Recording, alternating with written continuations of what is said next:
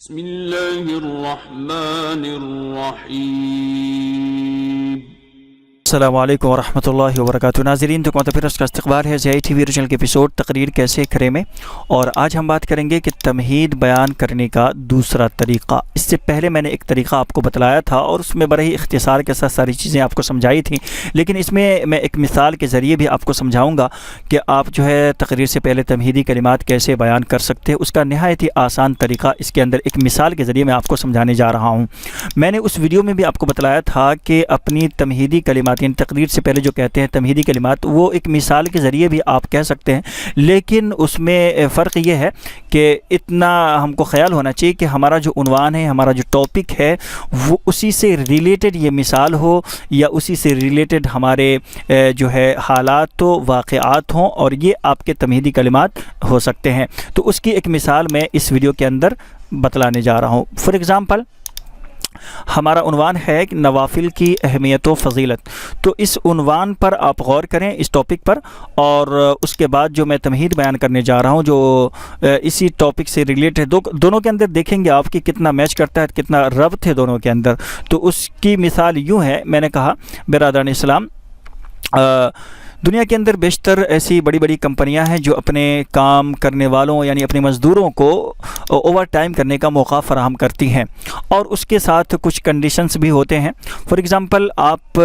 جو ہے دن بھر میں اگر 7 گھنٹے جو ڈیوٹی ہے آپ کی جو باندھی ہوئی ہے، وہ آپ نے تو کرنا ہی ہے، ٹھیک ہے، اس کی آپ کو منتھلی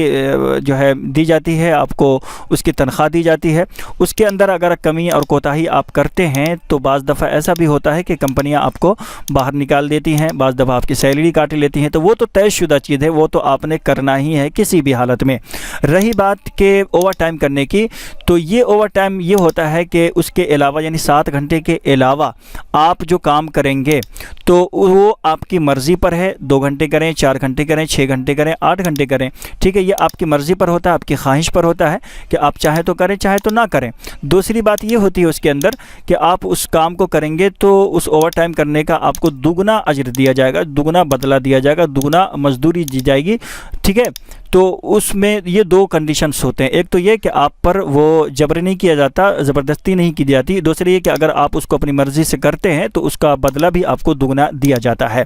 ایسی ہی مثال ہے شریعت اسلام کے اندر کہ اللہ تبارک و تعالیٰ نے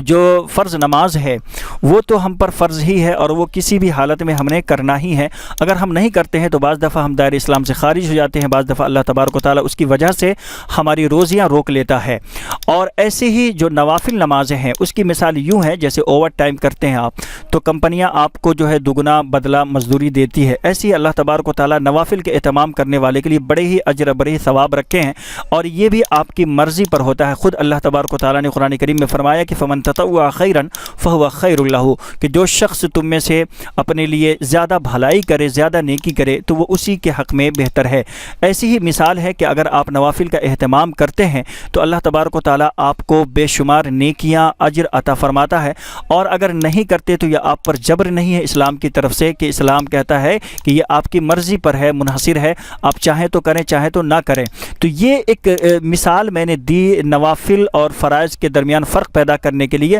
اور یوں ہم نے نوافل کی اہمیت اور اس کی فضیلت کو بعد میں جو ثواب والی احادیث ہے اس کو میں نے بیان کیا۔ تو اب دیکھیں دونوں کے اندر کتنا ربط ہے، سمجھانے کے لیے کتنی اچھی مثال ہے، اور یہ تمہیدی کلمات بھی میرے ہو گئے، لوگوں کے سمجھ میں بھی آ گئی کہ نوافل کیا ہے، اوور ٹائم ہے، اور فرض کیا ہے، یہ آپ کی ڈیوٹی ہے جو آپ نے ہر حال میں کرنا ہے، اور نوافل اگر آپ پڑھتے ہیں آپ تو بہت زیادہ اس پر آپ کو اجر اور ثواب ملنے والا ہے۔ تو اس طرح سے بھی آپ دیکھیں دونوں کے اندر ربط ہے، دونوں ایک دم بالکل میچ کر رہا ہے۔ اس طرح سے بھی آپ اپنے تمہیدی کلمات کہہ سکتے ہیں، اور اس طرح سے آپ اپنی تقریر کا آغاز کر سکتے ہیں۔ تو میں سمجھتا ہوں آپ سمجھ گئے ہوں گے کہ اس طرح سے بھی آپ اپنے تقریر سے پہلے تمہیدی کلمات، لیکن اس میں ایک چیز یاد رکھیں کہ آپ کے جو تمہیدی کلمات ہیں وہ بالکل آپ کے ٹاپک سے، آپ کے عنوان سے ریلیٹڈ ہونی چاہیے، جیسا کہ میں نے ابھی بیان کیا، ایک مثال کے ذریعے سمجھایا۔ تو دیکھیں دونوں کے اندر کتنا میچ کرتا ہے دونوں، اور دونوں کے اندر کتنا گہرا ربط ہے۔ میں سمجھتا ہوں آپ سمجھ گئے ہوں گے۔ ویڈیو کو لائک کر دیں، ویڈیو کو شیئر کر دیں، اور چینل پر نئے ہیں تو چینل کو سبسکرائب بھی کر لیں۔ ملتے ہیں انشاءاللہ ایسے ایک نئی ویڈیو کے ساتھ۔ السلام علیکم ورحمۃ اللہ وبرکاتہ۔